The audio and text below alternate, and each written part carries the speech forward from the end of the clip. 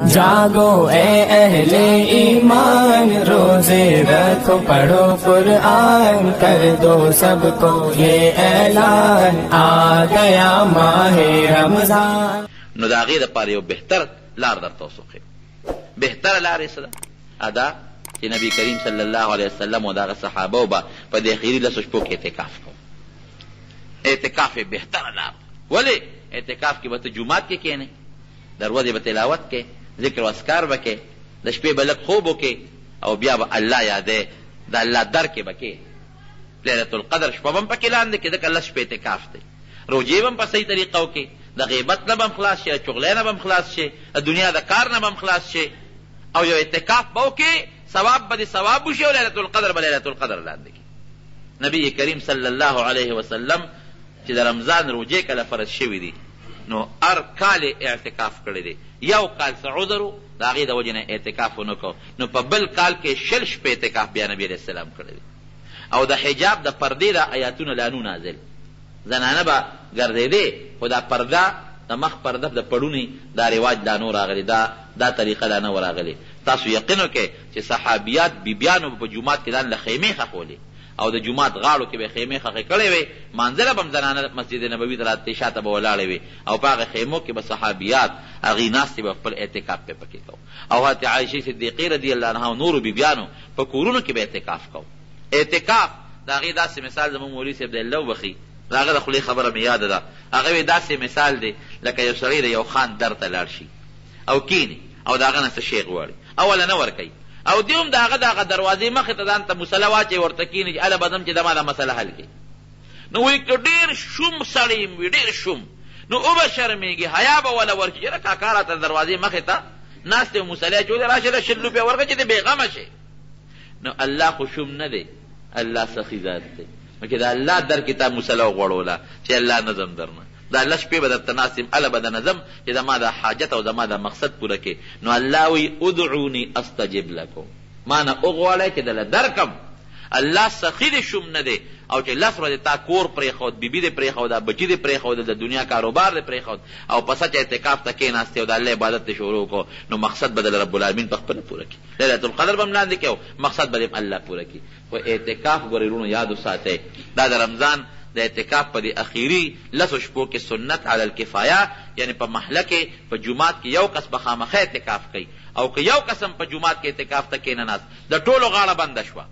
بلکې علما لیکي په بیه څوک ونیسئ په اعتکاف ته کېنوئ، او د دنیا خبرې ګپې شپې به په اعتکافونو کې ګورې نه کوئ. زه دې نه هم خبر شوی ما، دا هم راته پته لګېدلې ده چې په اعتکاف دوران کې کم کس ناستي، نور ملګري وله راځي او ګپې شپې ورسره لګوي. او دې نه هم خبر یم چې اعتکاف دوران کې ځان ته ټلیفون لګولي او په ټلیفون د خلکو سره خبرې کوي. دا یاد وساتئ، اعتکاف ګورې پوره پرهیز غواړي، مکمل پرهیز. فقها زمونږ لیکي زمونږ د دې زمانې جنازو له به هم نه دي اعتکاف له، ځکه دا جنازې خو د شریعت په ټیم مونږ نه کوو. ورېږه پلان کې را روان دي صبر وکړه، ورېږه پلان کې را روان دي صبر وکړه، دا ورېږه خلک یې ګوري کله مخکې او کله وروستو. شرعي جنازه خدا چې جنازه حاضره شوه چې بس فوري اړو انتظار پکې نه چا سره خبرې نه ته چا سره اتري، نیغ به ځې او نیغ به راځې. زمونږ هغه قصه نه کېږي پلار یو سره گپ شپ لګاوه، بل سره گپ شپ لګاوه. نو اعتکاف کې چې څوک هم کېنی چې ځان سره ټیلیفون یا دا موبایل ولا غم خو نن سبا هر چا سره په جیب کې دی، چې دا ځان سره په اعتکاف کې قطعا کېنني چې په هغه ټیلیفون یا په هغه موبایل د خپل کور سره او خلکو سره گپې شپې. دا قصې پیسه خو تازې شوه لکه چې د جومات په دیوال ولاړې او څوک بار ولاړې ورسره گپ شپ لګې، داسې ده که نه؟ یا ته دلته ناستې په ټیلیفون خلکو سره خبرې کوې، په چارده کې ناستې، هغه په کور کې ناستې. او یا داسې مثال دی لکه چې کور ته په دیوال سر ور اوچت کړه او ښځې سره گپ شپ لګې، یا جومات په دیوال ورته ودرېدې او په لاره خلک دي او گپ شپ ورسره لګې. دا شو ته مه جوړوئ، سور ته مه جوړوئ. اعتکاف د الله د رضا دپاره دا کوشش وکړئ چې زه پې خپل رب راضي کړم، خپل الله پې راضي کړم. نو اعتکاف په 20مه روژه باندې د انور پرېوتو نه مخکې کېناستېدل پکار دي، او چې کله د اختر اعلان وشو نو بیا د اعتکاف نه پاڅېدل پکار دي. نو اعتکاف په دې مشي، د فضول گپ شپ نه هم خلاص شي، عبادت به هم پکې وکړې، په هغې کې به تلاوت هم وکړې، او انشاءالله چې د الله فضلي لس شپې به عبادت وکړې. د هرې شپې نقه نیت کوه یاره انشاءالله چې بېګاله به لیلة القدري، نو پروردګار به د هغه لسو شپو د لیلة القدر اجرونه درته نصیب کړي. او بهترین څیز چې درته وښیم په رمضان کې هغه صلات تسبیح دی دا خو چېرونو بلکل ګورې پرې نه دی انشاءالله زمونږ د کلي خلک زمونږ د مولوي صاحب برکت دی هغه به دا سیس خو نو انشاءالله چې زنانه هم کوي او نارینه هم کوي او تاسو خو لازما چې دا صلات تسبیح چې د ورځې یو ځل روزانه خو یې خامخا کوئ نبی کریم صلی الله علیه وسلم خپل مبارک تره ته حضرت عباس رضی الله عنه دی ترو یو ځل یې ځان سره کېناست ای عباسه ګوره په مینه ورته وایي ای زما تره یو شی دله در نه کم یو عطویه در نه کم یو ډالی در نه کم یو تحفه در نه کم یعنی بار بار ورته نبی علیه السلام فرمایي او ای زما تره داسې شی دله در کوم چې که تا دا وکړه نو زاړه او نوي ګناهونه به د الله معاف کړي واړه او غټ به درته معاف کړي واړه او غټ زاړه او نوي دا ټول لس قسمه ګناهونه نبی علیه السلام مبارک ورته یاد کړل دا به ته رب العالمین معاف کړي کاکاجي دا به کې او د تره سره مینه څومره وه قسم دی د دې دواړو یو بل سره دومره مینه دونه محبت چې کله پیغمبر علیه السلام مبارک هجرت کو د مینا د غونډې لاندې د مدینې خلک راغلي وو هغې سې بیعت نبی علیه السلام سره بیعت کو او بیا وله د مدینې دغې خلکو نبی علیه السلام له دعوت ورکړه چې مکه مکرمه کې ستا او ستا په ملګرو تکلیفونه تېرېږي راځه موږ سره مدینې شریفې ته لاړ شو نو دا حضرت عباس دغه وخت کې لا مسلمان هم نو ودرېده وی د مدینې خلکو زما دا رواره تاسو ځان سره بوتل غواړئ مدینې ته وی او وی پام کوئ ګورئ چې بویه نه دی دلته ټیک ته چې مخالفین یې ډېر دي دشمنان خو دلته یو مضبوط قوم دی نو د هغه قوم په وجه دته څوک غږ نشي کولی او که مدینې شریفې ته هم بوته نو هلته خو د قوم نشته نو ګورې که دیم بوته او دته چا په مدینه شریفه کې نقصان ورسو زه به ستاسو نه تپوس کوم ګورې ایمان یې په نبي علیه السلام نشته لیکن زړه کې د پیغمبر علیه السلام څومره قدر او محبت او مدینې منورې ته چې نبي علیه السلام بیا لاړ د بدر په جنگ کې د حضرت عباس رضی الله عنه گرفتار چې د کافرو په صف کې ونیوی شو چې ونیوی شو نبی علیه السلام صحابو ته مخکې نه ویلي وو وی ګورې که حضرت کوی که عباس ته له په ګوتو درغې نو وجنه یې ما کافرو په زور روستی دی غزار پې مه کوې مړی مه کې وینیسئ کافرو ما ته پته ده چې د هغه زړه کې ایمان پروت دی او کافرو په زور روستی دی نو صحابو جمدې گرفتار کړ بویه چې بویه ته نو دا قیدیان یې ټول تقسیم کړل او یا کافر یې قیدیان کړي او لاسونه یې وله شاته تړلي دوه یو کور کې درې بل کور کې دی تړلي نو اتفاقا حضرت عباس په هغه کور کې تړلی شوی و چې کم کور د نبي علیه السلام په ګاونډ کې و د مسلمانانو مور بیبي فرمایي چې پیغمبر علیه السلام به کله د شپې د کوټې نه بار وته او کله به دننه ته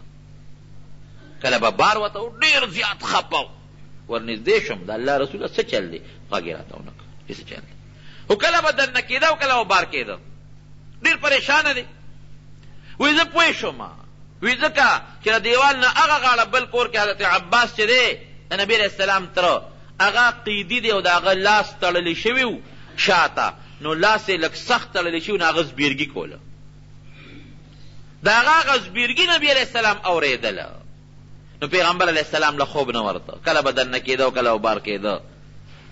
نو بس زه خو پوه شوم لیکن دومره انصاف دی په نبي علیه السلام کې چې خپل ترې دی او سپارش نه کوي چې دا لاسونه ولسس کې نه ټول قیدیانو سره به یو چان سلوک کېږي وایي زه خو پوه شم وایي ورمنډه مې کړې هغه کور ته ورغلم ما وایي چې د عباس ولې زبیرګي کوي ولې د دواړو جهانو سردار له خوب نه ورځي کله دننه کېږي کله بار کېږي چې تپوس یې وکړه عباس ته څه تکلیف دی وایي لاسونه مې لږ سخت تړلي دي خوږېږي لاس یې ولس نرم کړل ویې نه سپړدل نرم یې کړل د هغه زبیرګي قلار شو د دې نه پس بیا نبي علیه السلام کوټې ته ننوته خوب وله ورغی دونه مینه او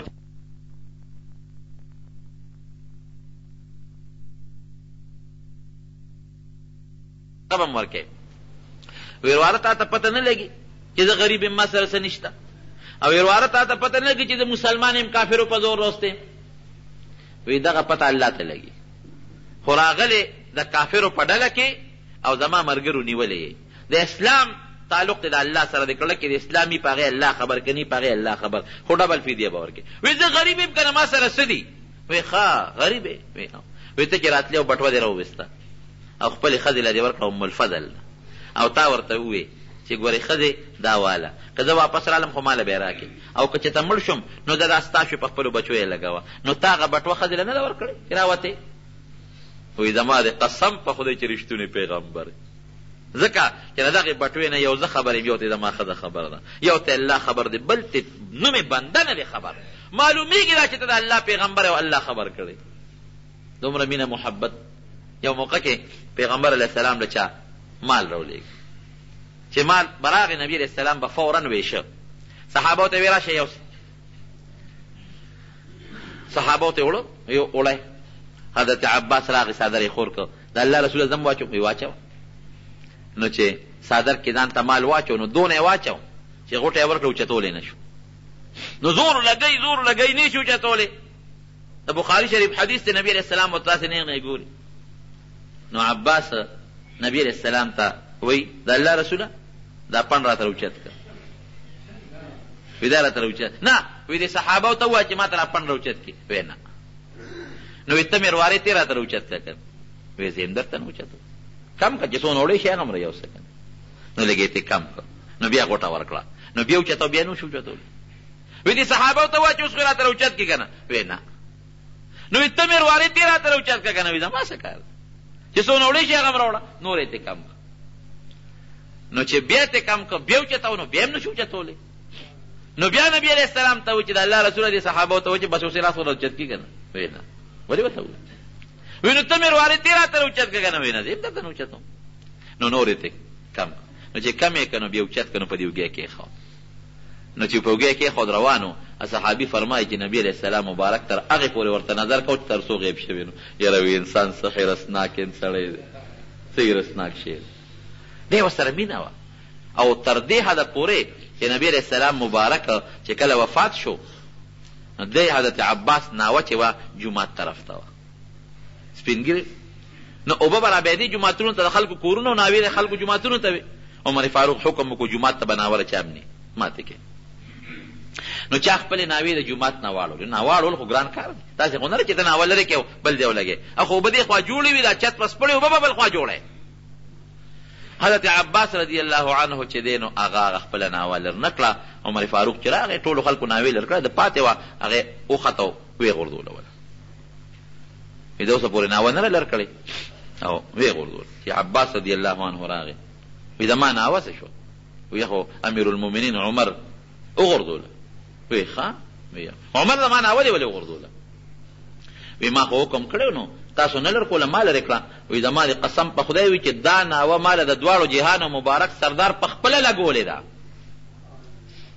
په خپلو لاسو مبارک وي دا کېښوده او خټه یې راواخېسته او دا لګولې ده نو کومه ناوه چې د دواړو جهانو سردار لګولې ده هغه دې وغورځوله بس عمر په ژړا شو ما ته مخکې ولې نه زه څه خبر ما ته څه پته لګېده وی شا به راوړه چې یې وسوله بس ما نه غلطي شوې وی نه بس اوس یې مه لګوه تکرار شروع شو حضرت عمر فاروق رضی الله عنه په خپله خټه خوشته کړه ناوې راواغېسته عباس رضی الله عنه یې راوسته بوډا سپینګیرې او ورته ټیټ شوې زما په دې اوږو به خېږې او درېږې به پې او دا نابه به اوس لګې زه به راته لاندې د پوړۍ په شان اندرمپایي په شان ولاړې مو ته به پې ودرېږې ولې هغه ناوه مې غورځولی چې کوم د دواړو جهانو مبارک سردار په خپلو لاسونو درته لګولی دې اندازه لګوی چې نبي علیه السلام مبارک ورته ناوه لګوي خټه دې مینه شو ورسره کړه نو دغې تره ته وایي وی یو شعر ته نښې لس قسمه ګناهونه به د الله معاف کړي وی ورواره ښه یې راته کړه نو صلات تسبیح چلې وته نو دوه طریقې یې په حدیثو کې راغلي خو اسانه طریقې دا ده څلورو رکعاتو نفلو نیت به وکړي هغه وخت چې کوم وخت کې نفل مونځ صحیح کېږي او بیا چې کله سبحانک اللهم وبحمدک وتبارک اسمک وتعالی جدک ولا اله غیرک ووایې اعوذ بالله وبسم الله دې لا نی ویلې نو پنځلس کرته به ووایې سبحان الله والحمد لله ولا اله الا الله والله اکبر پنځلس کرته او شمیرل خو ګرانې نو دا لاس چې تړلي په سینه باندې په نامه نو په دې کې د ګوتې له زور ورکوه یو ګوتې له زور ورکوه بیا بلې له بیا بلې له ته به شمېر یادي یا دا لاس دې وجود سره جنګېدلي دې ګوتو له زور ورکوه بیا به اعوذ بالله وبسم الله ووایې نو قرات به ووایې نو چې قرات خلاص کې قل هو دې ووایې مثلا نو لا رکوع د تلو نه مخکې په ولاړه به ووایې سبحان الله والحمد لله ولا اله الا الله والله اکبر بیا به په رکوع کې سبحان ربي العظیم درې ځله ووایې د هغې نه مخکې هم ویلی شي او د هغې نه وروسته هم ویلی شي 10 کرته به ووایې. بیا چې د رکوع نه پاسې سمع الله لمن حمده ربنا لك الحمد نو د هغې نه پس به 10 کرته ووایې. بیا چې سجدې له لاړ شي نو 10 کرته په یو سجده کې 10 په بله سجده کې او 10 د دواړو سجدو په دې منځ کې. نبی علیه السلام مبارک دا 15 او یا په یو رکعت کې شو. بیا چې دویم رکعت ته پاسې د قرات د بسم الله د شروع کولو نه مخکې به 15 کرته ووایې. همغه طریقه ده. په لومبي کې سبحانک اللهم نه وروستو د اعوذ بالله نه مخکې او په دویم رکعت کې خو سبحانک اللهم اشتري نه د بسم الله نه مخکې به 15 کرته ووایې. چې قرات خلاص شي 10 کرته، په رکوع کې 10 کرته، رکوع نه پورته شي 10 کرته، په دواړو سجدو کې 10 کرته او د سجدو په منځ کې دا 300 کرته برابر شو. دا نبی علیہ السلام په خپله فرمایي 300 پوره شو. وی ګوره روزانه کوه، که د ورځې نشي کولی نو په هفته کې یو ځل کوه، که د هفته کې یو ځل نشي کولی میاشت کې یو ځل کوه، که میاشت کې یو ځل نشي کولی کال کې یو ځل وکړه، کال کې یو ځل نشي کولی کاکاجي وي عمر کې یو ځل خو یې وکړه که نه. نو رمضان کې موږ ځکه ښایو چې په رمضان کې دې صلات تسبیح یو ځل وکړو دومره اجر به په پروردګار درکړي لکه بغیر د رمضان نه چې دې اویا ځله صلات تسبیح کړي. څومره فایده شو. نو اسیم کوئ او که اعتکاف ته کېناستئ یا د شپې مونځ کوئ نو صلات تسبیح پکې خامخا وکړئ، فایده تاسو ته او زنانو ته یې مخایئ. او که پکې خطا شي سړی یو ځای ته پاتې شو نو بل ځای دې شلو وایي، لکه یو سجده کې دې پاتې شو نو چې کوم نږدې دی د سجدې د امیان دې کې دې شلو وایي. او که په مونځ کې خطا شو په سجده سهو یې کوله د سجدې سهو په سجدو کې دې نه وایي. ځکه نبی علیہ السلام مبارک 300 ویلي دي، 300 نه زیاتول نه دي پکار. سبحان الله والحمد لله ولا اله الا الله والله اکبر دا او که یو ځل دې پکې ولا حول ولا قوه الا بالله اوي نو خیر. یو حدیث پاک یو حدیث کې دا راغلی دي او ډېرو حدیثو کې پکې دا غي ذکر نشته. معنی سونه خشتره سبحان الله اے پروردگارا د هر عیب نه پاکه، الحمدلله یا الله ټول ښکلي صفتونه هغه ستا سره مناسب دي، تعالی ثابت دي. لا اله الا الله د عبادت لایق بغیر د الله نه بل څوک نشته. الله اکبر الله ډیر لوی دی. لا حول ولا قوه الا بالله، لا حول د شیطان نو د ګناه نه خلاصي نشته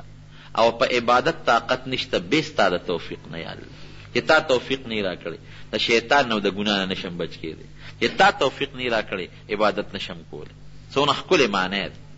نو دا د صلات تسبیح خو روزانه وایي، رمضان او بغیر رمضان کې. خو په رمضان کې اجر او ثواب ډیر زیات دی او بیا د شپې عبادت کې اجر او ثواب ډیر زیات دی. زمانو یو خو اعتکاف چې یو جماعت هم پاتې نشي او په یو جماعت کې 2 کس او 3 کس هم کېناستې دي شي، یو بل سره به ګپ شپ نه کوي. بل په اعتکاف کې بعضې خلک بالکل د خبرو نه پرهیز کوي. ګونګې خلک وایي که نه ماشومانې ګونګې دی اچولی دی، ګونګې به پکې نه اچوي. دنیا خبرې پکې کولی شي، ضروري ده دنیا خبرې، لکه ډوډۍ راوړه، چای راوړه، هغه شی راوړه، دا شی راوړه، یا د دین خبرې چا سره کوي پکې باقاعده کولی شي. خو دا چې بالکل چپ پکې ناستې غږ نه کوي دا ګناه ده. بیا خو زیاتې فالتو خبرې دا به په اعتکاف کې نه کوي. کم چې د انسان طبعي حاجت دی هغې له وتی شي، که نیت دې کړي که نه، لکه اودسماتې له بانډې ته دی یا اودسماتې له دې خوا کس ته دی یا بل طرف ته دی نو تلی شي چې اودسماتې لوی اودسماتې دپاره. او غسل په جومات کې دننه کول پکار دی. د جومات نه بار مه کوه، که ضرورت دې نه نو هم ځان ساته. او د هغې نه علاوه که شرعي ضرورت وي او هغې له دې نیت پکې، لکه د جمعې مونځ داسې جومات کې ته کوې چې کوم جومات کې جمعې مونځ نه کېږي نو ته پکې نیت وکړه چې زه به د فلانکي جومات ته د جمعې مانځله ځم. هسې جامع مسجد کې اعتکاف بهتر دی. نیت پکې وکړه چې فلانکي جومات ته به ځم، نو چې راځې نو په لاره چا سره خبرې مه کوه، په تلو کې یا په راتلو کې. او زیات تر وخت هغه ځای کې تېروه چې کوم ځای کې تا نیت کړي،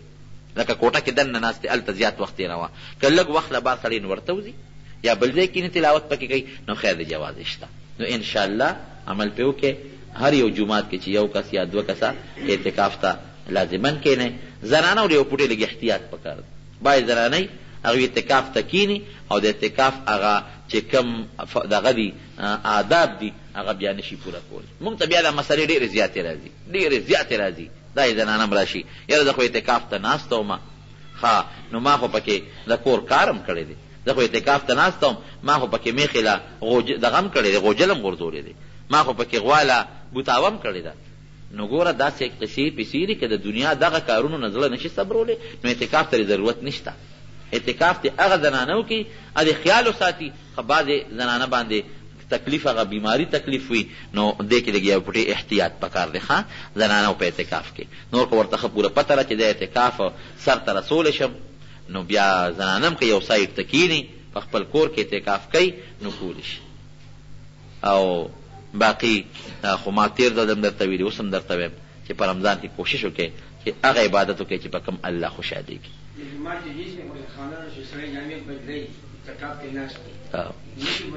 بدلولی شي نه ضرورت په وخت کې کولی شي لکه ضرورت او غسل پکې کولی شي ضرورت